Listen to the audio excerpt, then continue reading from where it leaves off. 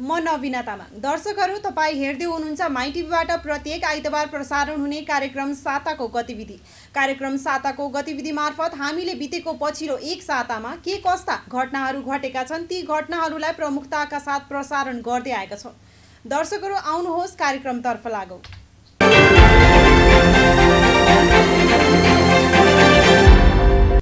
अर्थमन्त्री विष्णु पौडेलका लागि दोस्रो बजेट प्रस्तुत गर्ने बाटो सहज भएन। जेठ 9 गते प्रतिनिधि सभाको बजेट अधिवेशन आह्वान गरेको सरकारको नेतृत्वले संसदमा विश्वासको मत प्राप्त गर्न नसकेको र धारा 76(5) अनुसार पनि सरकार गठनमा आफ्नो दाबी नपुगेपछि शुक्रबार मध्यरातमा नै मन्त्री परिषद बैठक डाकेर प्रतिनिधि सभा विघटनको निर्णय गर्यो, जसलाई राष्ट्रपतिले तत्काल सदर गरेकी थिइन्। यसअघि पुस 5 मा संसद विघटन गरेर सर्वोच्च अदालतले फागुन 11 को फैसलाले बिउत्याइदिएपछि पुनः बजेट अधिवेशनको मुखमा संसद विघटन गर्ने निर्णयले राष्ट्रिय राजनीति तातिएको छ। कार्तिक र मङ्सिरमा आम निर्वाचन घोषणा गरेको सरकारले अब अध्यादेश मार्फत कस्तो बजेट ल्याउला भने आम चासोको विषय छ। संविधानले जेठ 15 भित्र आगामी आर्थिक वर्षका लागि बजेट पेश गर्नुपर्ने व्यवस्था गरेकोमा संविधान जारी भए यता पहिलो पटक संसदको आयु छँदै त्यसलाई विघटन गरेर अध्यादेश मार्फत बजेट ल्याउन लागि हो।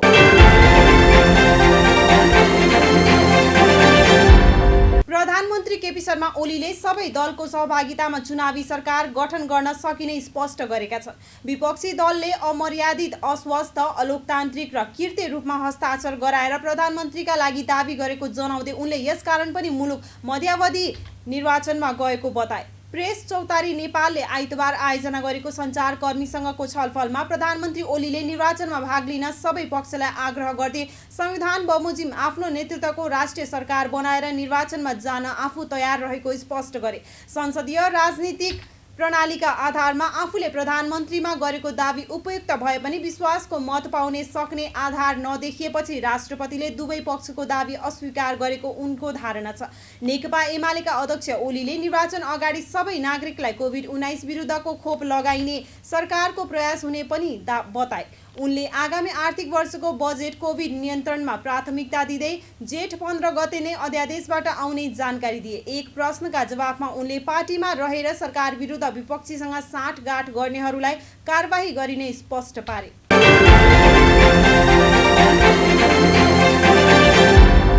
अब जन्मसिद्ध नागरिकका सन्तानले वंशजको नागरिकता पाउने भएका छन्। राष्ट्रपति विद्यादेवी भण्डारीले मन्त्री परिषदको सिफारिसमा नेपाली नागरिकता अध्यादेशलाई जारी गरेपछि नागरिकता सम्बन्धी नयाँ व्यवस्था भएको हो। नागरिकता सम्बन्धी फरक प्रकारको व्यवस्था भएको भन्दै जसपाले विरोध गर्दै आएको छ। नागरिकता दिँदा समानता देखाउनुपर्ने जसपाको माग रहँदै आएको छ। ओली सरकार र जनता समाजवादी पार्टी बीच भएको सहमति अनुसार अध्यादेश ल्याइएको हो। जसपाले राखेको मागमध्ये नागरिकता सम्बन्धी विषय पनि थियो।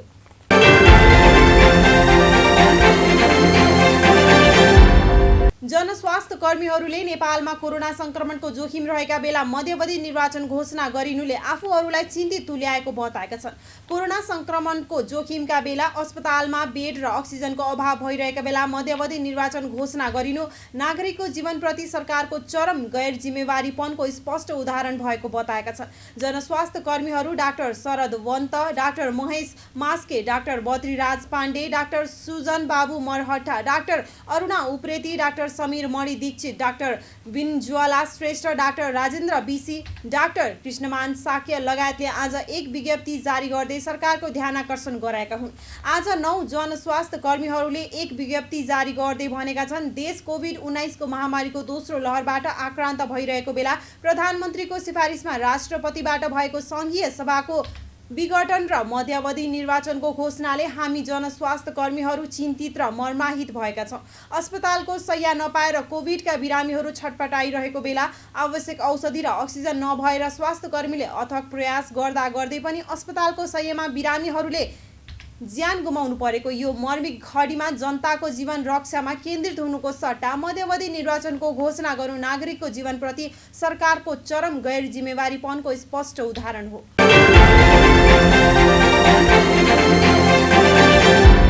विपक्षी गठबन्धन सम्बद्ध युवा संगठनका नेताहरूले राष्ट्रपति विद्यादेवी भण्डारी र प्रधानमन्त्री केपी शर्मा ओलीलाई कारबाहीको वातावरण बनाउन अपिल गरेका छन्। नेपाली कांग्रेस, माओवादी केन्द्र, नेकपा एमाले, माधव नेपाल समूह, जसपा, राष्ट्रिय जनमोर्चा र विवेकशील साझा पार्टीका युवा सङ्गठनहरूले संयुक्त विज्ञप्ति निकालेर उनीहरूले राजनीतिक र संवैधानिक हिसाबले राष्ट्रपति र प्रधानमन्त्रीलाई कारबाहीको वातावरण निर्माण गर्न अपिल गरेका हुन्। उनीहरूले भनेका छन्, पटक पटक संविधानको हत्या गर्ने राष्ट्रपति विद्यादेवी भण्डारीलाई यथाशीघ्र कानुनी कठघरामा उभ्याउन माग गर्दछौँ। यस्तो अक्षम्य अपराधमा संलग्न भण्डारी तथा ओलीलाई पदमुक्त भइसके पश्चात समेत कारबाही गर्ने वातावरण राजनीतिक तथा संवैधानिक हिसाबले समेत निर्माण गर्न अपिल गर्दछौँ। प्रधानमन्त्री केपी शर्मा ओली संवैधानिक सङ्कट सिर्जना गर्दै देशलाई सिक्किमीकरण गर्न उद्युत रहेको आरोप समेत उनीहरूले लगाएका छन्। बहुमत सांसदहरूले नयाँ सरकार गठनका लागि विकल्प प्रस्तुत गर्दा गर्दै प्रतिनिधि सभा विघटन र नयाँ निर्वाचनको मिति घोषणा गर्नु त्यसैको कडी भएको उनीहरूको आशंका छ। सङ्घीय लोकतान्त्रिक गणतन्त्रप्रति सुरुदेखि नै पूर्वाग्रह राख्ने ओलीले संवैधानिक सङ्कट निम्त्याउने आफ्नो प्रयत्नलाई एक कदम अगाडि बढाएका छन्। यो उनको 2077 पुस 5 को असफल संसद विघटनको निरन्तरता मात्र हो। विज्ञप्तिमा लेखिएको छ, ओली वास्तवमा नेपाललाई संवैधानिक सङ्कटको व्यवस्था सिर्जना गर्दै सिक्किमीकरणको दिशामा लान उद्यत छन्।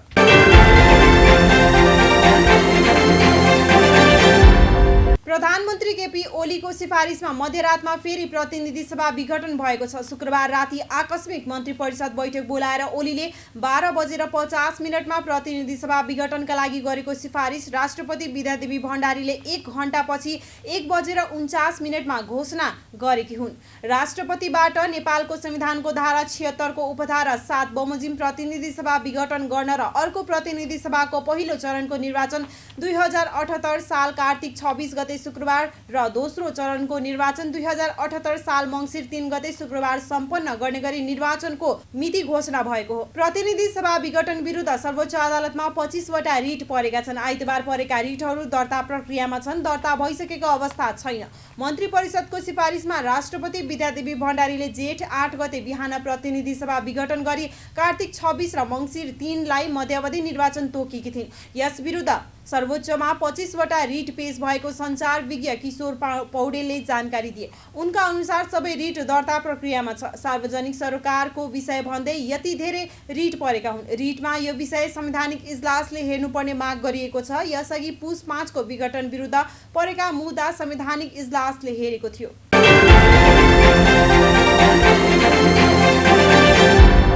25 रिट मध्येका एक निवेदक अधिवक्ता सन्तोष भण्डारीले आफ्नो रिटमा संविधान मिचेर गरिएको प्रतिनिधि सभा विघटन बदर गर्नुपर्ने, अहिलेको प्रधानमन्त्री र मन्त्री परिषदले कुनै पनि काम कारबाही नगराउन अन्तरिम आदेश दिनुपर्ने र शेरबहादुर देउवालाई अवसर दिनुपर्ने माग गरेका छन्। प्राय रिटमा संसद पुनर्स्थापना र देउवालाई प्रधानमन्त्रीका लागि दाबी ठहरेको मान्नुपर्ने माग गरिएको सर्वोच्च अदालत प्रशासनले जनाएको छ। रिटमा राष्ट्रपति कार्यालय, प्रधानमन्त्री र मन्त्री परिषद कार्यालय समेतलाई विपक्षी बनाइएको छ। यसैबीच घटना विरुद्ध प्राय रिटमा संसद पुनर्स्थापना र देउवालाई प्रधानमन्त्रीका लागि दाबी ठहरेको मान्नुपर्ने माग गरिएको सर्वोच्च अदालत प्रशासनले जनाएको छ। रिटमा राष्ट्रपति कार्यालय, प्रधानमन्त्री र मन्त्री परिषद कार्यालय समेतलाई विपक्षी बनाइएको छ। यसैबीच विघटन विरुद्ध विपक्षी दलहरूको मोर्चा भोलि मात्र सर्वोच्च जाने भएको छ।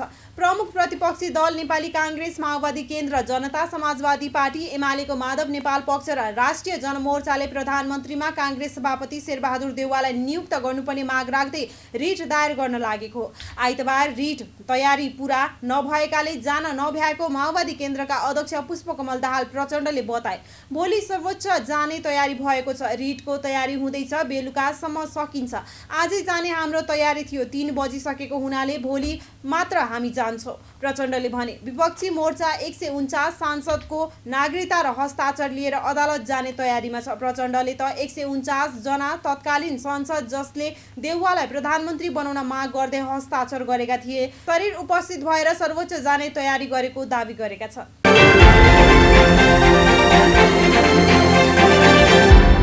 प्रधानमन्त्री केपी ओलीले दोस्रो पटक विघटन गरेको प्रतिनिधि सभा पनि विवाद रहित बन्न सकेको छैन र यस विरुद्ध सर्वोच्च अदालतमा मुद्दा परेको छ। यद्यपि एकै प्रधानमन्त्रीले एउटै कार्यकालमा 5 महिनाको अन्तरालमा दुई पटक संसद भङ्ग गर्ने कीर्तिमान भने उहाँले कायम राख्नु भएको छ। पहिलो पटक 5 पुस 2077 मा गरेको विघटन सर्वोच्च अदालतबाट अस्वीकृत भएको जान्दै फेरि यही जेठ 7 गते मध्यरातमा उहाँले संसद भङ्ग गर्दै नयाँ निर्वाचनका लागि मिति तोक्नु भएको छ। छ। प्रधानमन्त्री ओलीले गरेको संसद विघटन विरुद्ध विपक्षी दलका नेताहरू र आफ्नै दलका माधव नेपाल पक्षका सांसदहरू रिट बोकेर सर्वोच्च अदालत जाँदैछन्।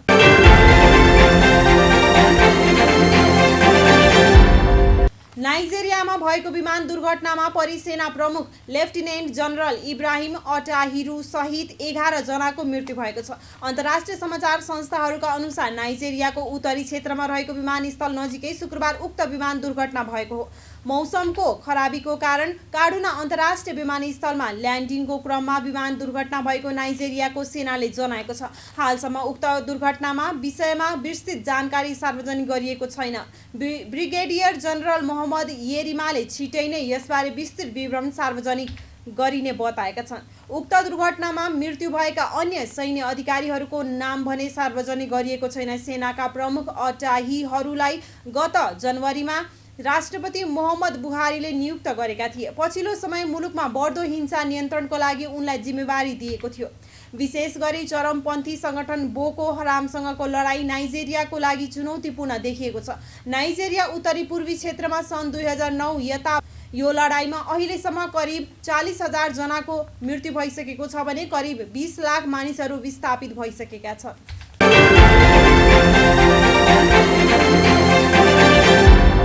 कोरोना महामारीका कारण स्थगित भएको इन्डियन प्रिमियर लिग आइपिएल का बाँकी खेल संयुक्त अरब इमिरेट्स युएईमा हुने भएको छ। भारतीय क्रिकेट कन्ट्रोल बोर्ड बीसीसीआईले लिगका बाँकी खेल आगामी 15 सेप्टेम्बरदेखि 15 अक्टोबरसम्म युएईमा गर्ने तयारी गरेको हो। कोरोना भाइरसको महामारीको कारण खेलाडी र स्टाफहरू नै कोरोनाको संक्रमणमा आएपछि बीसीसीआईले सिजनका 31 खेल बाँकी छँदै पनि आइपिएललाई सस्पेन्ड गरेको थियो।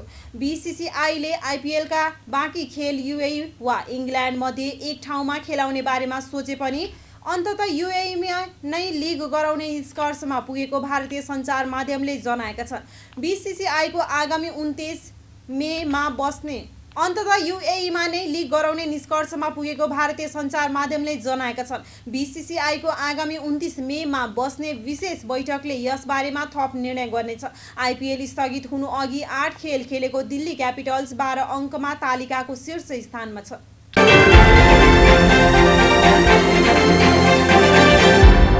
हवस् त दर्शकहरू, आजको लागि साप्ताहिक गतिविधि यति नै। फेरि अर्को साता यसै दिन यसै समयमा ताजा र खोज खबर सँगाले साप्ताहिक गतिविधि लिएर प्रस्तुत हुने नै छौँ। तबसम्म सम्पूर्ण युनिट सहित म नवीना तामाङलाई पनि बिदा दिनुहोस्। हवस् त, नमस्कार। हेर्दै गर्नुहोला सञ्चार जगतको सहयात्री माई टेलिभिजन।